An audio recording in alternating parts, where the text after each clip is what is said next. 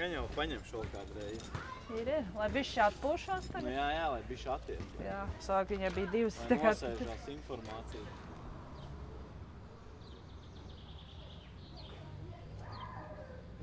Baigi man visu laiku tā roka šeit.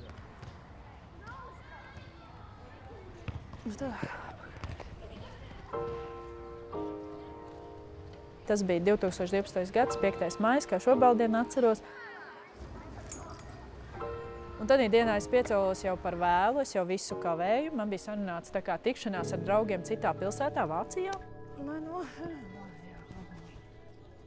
Tā viss labi, jā, tikai bišķi beiguši. Jā, un tieši lieta tā kā šodien ārā, tā ka gandrīz tu neredzi, kas notiek uz ielā.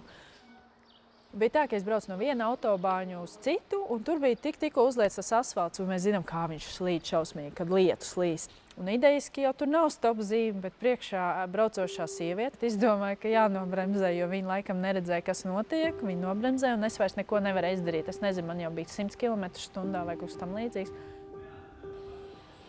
Laikam nospiežot sajūgu un bremzi vienlaicīgi, es izstiepu tās kājas un dabūju to sitienu.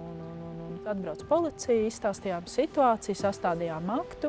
Viņi vēl pajautāja, vai vajag ātro palīdzību. Nu, es saku, nē, man nevajag. Viss bija kārtībā un nākošajā dienā nevarēja no gultas izkāpt ārā.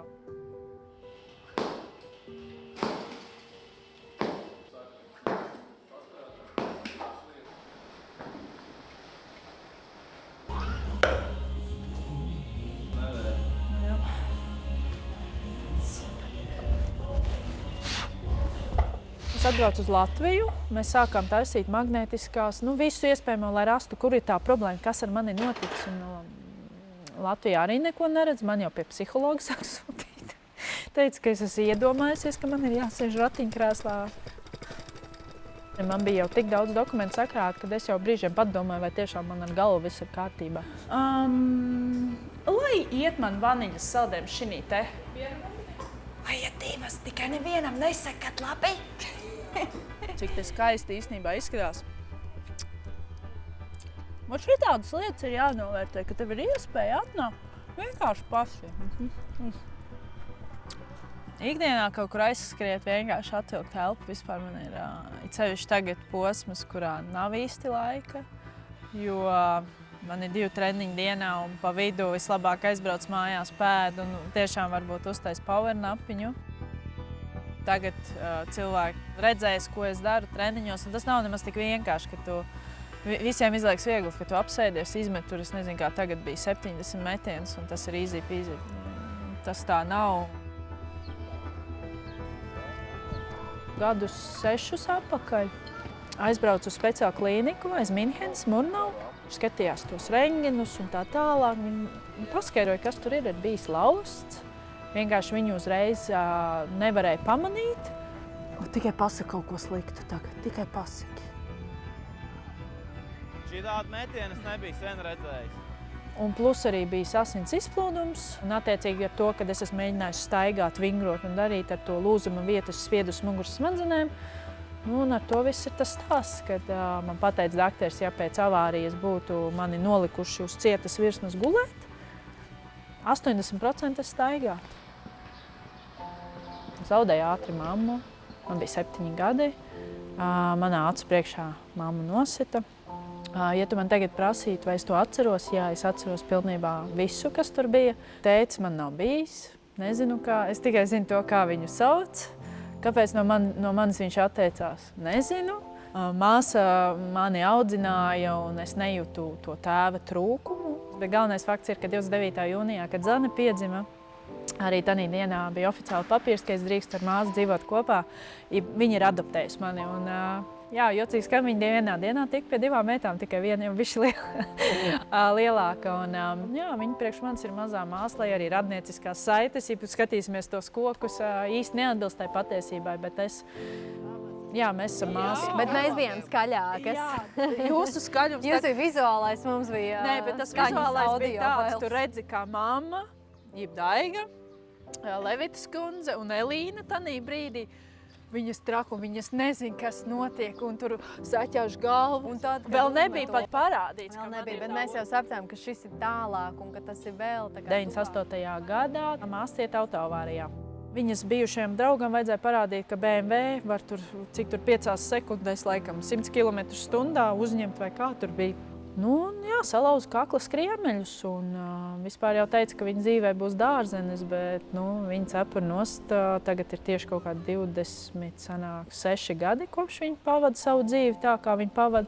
Viņa ir sasniegusi daudz vairāk nekā dažs labs staigājošais savā dzīvē. Sveiki, sportisti! Tas jau bija labāk! Man ir aizvērušās manas durvis kaut kādas, nezinām, kādas viņas tur bija sliktas, labas, ko man tā dzīve būtu iedevusi, vai ne. Tad man ir atvērušās jaunas durvis un, protams, ir bijuši kritieni, paklupieni, ripošana, viss kaut kas ir bijis.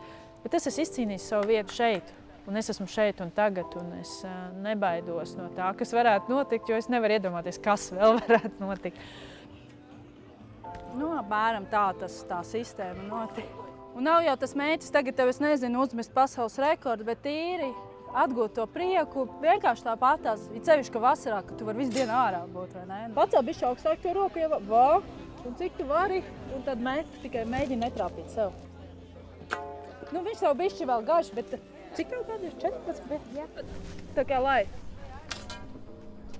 Man patīk. Es netaisos padoties. Tā kā es nezinu, kā pagriezt laiku atpakaļ. Es nezinu, man liekas, tas skan banāli, bet es negribētu.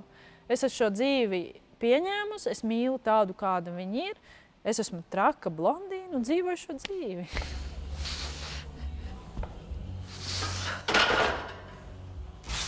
Kā šobaldien atceros pirmās sacensības 13,65 m. Un ar to pietika, lai es aizbrauktu uz Eiropas čempionātu uzreiz. Rezultāts acīm redzams, aizbraucu uz Rio un izcīnu 1. vietu ar jaunu pasaules rekordu šķēpā un diskā 3. vietu, ko arī īsti varbūt pat negaidīja, ka būs 2 medaļas uz vienu, varbūt vēl tā kaut kādu, gan jau kaut kas būs, bet 2 negaidīja neviens. Tādī brīdī, kad tu met to šķēpu, tev ir tā kā tu būtu pirmo reizi iemīlējies, jo tas ir tas adrenalīns, tie ir tie tauriņu vēderā, un es saku, kamēr viņu man tur vēl būs, es vēl varu sportot.